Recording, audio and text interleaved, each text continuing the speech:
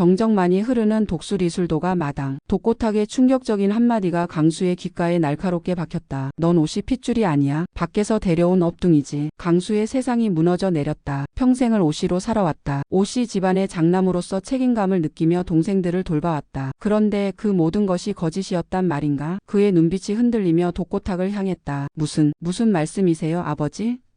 독고탁은 싸늘한 눈으로 강수를 마주했다. 말 그대로야. 내가 오씨가 아니라는 뜻이지. 내 뿌리가 어딘지 이제는 알아야 할 나이 아니냐. 그의 말에 강수의 심장이 얼어붙는 듯했다. 억지로라도 부정하고 싶었지만 독고탁의 표정에는 일말의 망설임이나 거짓이 없었다. 그때 마침 독수리술도가에 도착한 장미애가 그 광경을 목격했다. 독고탁의 입에서 나온 말에 그녀의 얼굴은 하얗게 질렸다. 손에 들고 있던 가방이 바닥에 떨어지며 내용물이 쏟아졌다. 그녀는 비틀거리며 두 사람에게 다가갔다. 여보, 무슨 소리 하는 거예요? 강수한테 지금 뭐라고 한 거예요?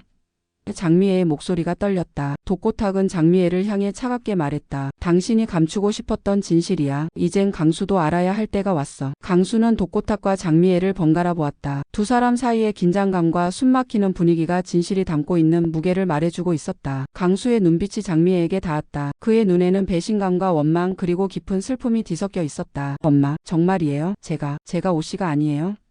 장미애는 아무 말도 할 수 없었다. 그저 눈물만 쏟아낼 뿐이었다. 그녀의 침묵이 강수에게는 긍정의 답처럼 들렸다. 강수는 주저앉았다. 땅이 꺼지는 듯한 절망감이 그를 덮쳤다. 평생을 믿고 의지했던 가족이 사실은 그에게 가장 큰 비밀을 감춰왔다는 사실이 견딜 수 없었다. 그날 밤 독수리술도가 안채는 차가운 공기로 가득했다. 강수는 자신의 방에 틀어박혀 아무도 만나려 하지 않았다. 장미애는 문 밖에서 연신 강수를 불렀지만 돌아오는 것은 깊은 침묵뿐이었다. 잠 못 이루던 장미애는 과거의 기억 속으로 빠져들었다. 20여 년 전 그녀는 독수리술도가에서 일하는 젊은 여인이었다. 고된 노동 속에서도 그녀의 마음을 설레게 했던 사람이 있었으니 바로 도시에서 내려온 고자동이었다. 그는 술도가와 거래하는 사업가의 아들이었다. 말쑥한 옷차림, 세련된 말투 그리고 그녀를 향한 다정한 눈빛까지 독고탁과는 전혀 다른 세상 사람이었다. 그 시절 장미애는 고자동과 몰래 사랑에 빠졌다. 신분의 차이와 주변의 시선 때문에 비밀스러운 만남을 이어갔다. 그의 품에 안길 때마다 현실의 고단함이 잊히는 듯했다. 순수했던 사랑은 곧 생명으로 이어졌다. 장미애는 고자동의 아이를 가졌다. 하지만 행복은 잠시였다. 고자동은 서울로 돌아가야 했고 그의 부모님은 그녀와의 관계를 결사반대했다. 가난하고 배경 없는 술도가 여인과 도시 명문가 아들의 만남은 그들에게는 수치스러운 일이었다. 결국 고자동은 부모님의 강요와 자신의 불안함에 굴복했다. 그는 장미애에게 막대한 돈 봉투를 건네며 아이를 지어달라고 혹은 자신과 상관없이 조용히 키워달라고 부탁했다. 사랑했던 사람에게서 버림받았다는 절망감과 아이를 지킬 수 없다는 슬픔이 장미애를 짓눌렀다. 혼란 속에서 그녀는 독고탁을 만났다. 독고탁은 장미애를 짝사랑하고 있었다. 그녀의 힘든 사정을 알게 된 독고탁은 아이까지 품어주겠다며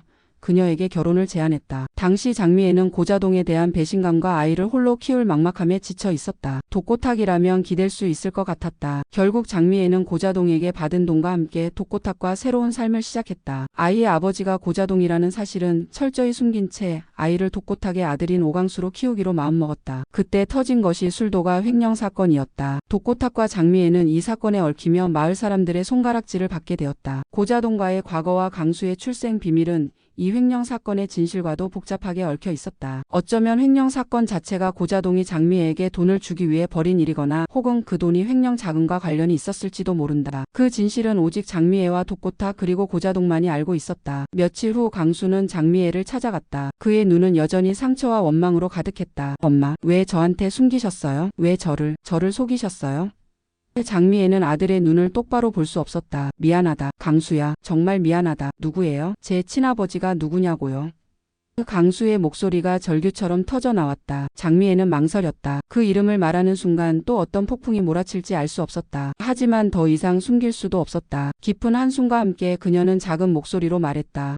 고자동 씨라는 분이셔. 강수의 머릿속이 하얗게 비었다. 듣도 보도 못한 이름이었다. 그는 그 이름 석자를 되뇌었다. 고자동, 그의 친아버지. 그때 오씨 집안에 예고 없이 찾아온 손님이 있었다. 말쑥한 정장 차림에 중후한 분위기를 풍기는 중년 남성이었다. 그는 주변을 둘러보며 나직이 물었다. 이곳이 독수리술도가 맞습니까? 장미애 씨를 만나러 왔습니다만. 장미애는 그 목소리에 몸이 굳어버렸다. 믿을 수 없다는 듯 문 쪽을 바라보았다. 거기에 20여 년 만에 나타난 고자동이 서 있었다. 세월의 흔적이 느껴졌지만 그녀가 기억하는 그 모습 그대로였다. 고자동 씨? 장미애의 목소리가 떨렸다. 고자동의 시선이 장미애에게 닿았다. 그의 눈빛에는 복잡한 감정이 스쳐 지나갔다. 그리고 그의 시선이 장미애 곁에 서 있는 강수에게 향했다. 강수는 낯선 남자의 등장에 의아한 표정이었다. 장미애는 직감적으로 깨달았다. 독고탁의 폭로에 이어 강수의 친아버지가 직접 나타난 것이다. 숨막히는 침묵 속에서 고자동이 입을 열었다. 장미애 씨, 오랜만입니다. 그 순간 강수의 머릿속에 장미애가 방금 말했던 이름 석자가 떠올랐다. 고자동, 설마 이 사람이? 강수의 눈빛이 고자동에게 고정되었다. 장미애는 얼굴이 새하얘져 고자동과 강수 사이를 가로막았다. 어떻게 여기에? 고자동은 부드럽지만 단호한 목소리로 말했다. 더 이상 숨길 수 없어서 왔습니다. 이제 제 아들을 만나야 할 때인 것 같아서요. 고자동의 입에서 나온 제 아들이라는 말에 강수는 큰 충격을 받았다. 다리에 힘이 풀려 휘청거렸다. 그를 지탱해 준 것은 가까스로 정신을 차린 장미애였다. 충격적인 대면 후 세 사람은 독수리술도가 근처의 한적한 찻집으로 자리를 옮겼다. 어색하고 무거운 공기가 찻집을 감쌌다. 장미애는 불안한 표정으로 고자동과 강수를 번갈아 보았다. 강수는 여전히 혼란스러운 눈빛으로 고자동을 바라보고 있었다. 고자동은 차분하게 과거 이야기를 시작했다. 장미애와 어떻게 만났고 어떤 사랑을 했으며 왜 헤어질 수밖에 없었는지. 그는 자신의 나약함과 부모님 뜻을 거스를 수 없었던 당시 상황을 설명했다. 그리고 장미애가 임신했다는 사실을 알고 얼마나 충격받았는지, 그리고 어떻게 그녀에게 돈을 주고 아이를 포기하려 했는지 솔직하게 털어놓았다. 미안하다, 강수야. 내 존재를 처음 알았을 때 나는 너무 어리고 두려웠다. 내 앞날과 집안의 명예만을 생각했지. 너와 내 어머니의 고통을 제대로 헤아리지 못했어. 고자동의 목소리에 후회가 배어 있었다. 강수는 고자동의 말을 들으며 믿을 수 없다는 표정이었다. 그의 친아버지라고 하기에는 너무도 낯선 사람이었다. 그럼 그때 엄마한테 준 돈은 뭐였어요? 독수리술도가 횡령 사건이랑 관련 있는 거예요?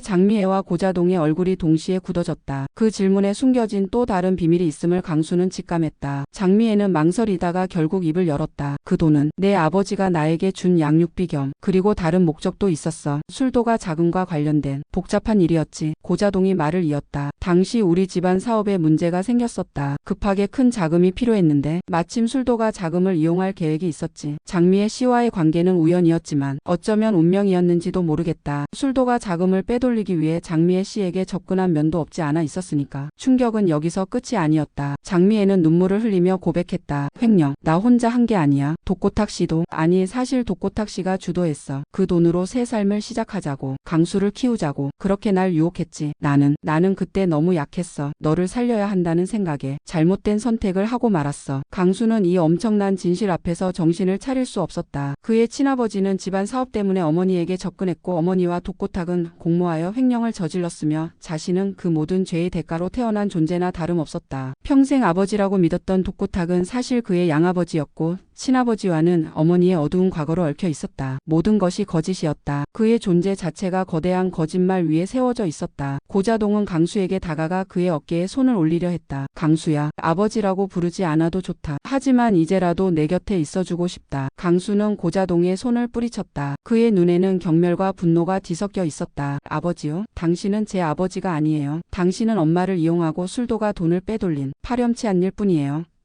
장미애는 강수를 말리려 했지만 강수의 분노는 멈추지 않았다. 엄마도 마찬가지예요. 어떻게 저한테 평생 이런 비밀을 숨길 수가 있어요? 독고탁 씨는 저를 속인 거잖아요. 그때 찻집 문이 벌컥 열리고 독고탁이 들어섰다. 누군가 고자동이 나타났다는 소식을 전한 모양이었다. 독고탁은 고자동과 강수, 장미애가 함께 있는 것을 보고 눈빛이 변했다. 특히 강수가 고자동을 노려보는 모습에 독고탁은 무언가 잘못되었음을 직감했다. 당신이 왜 여기 있어?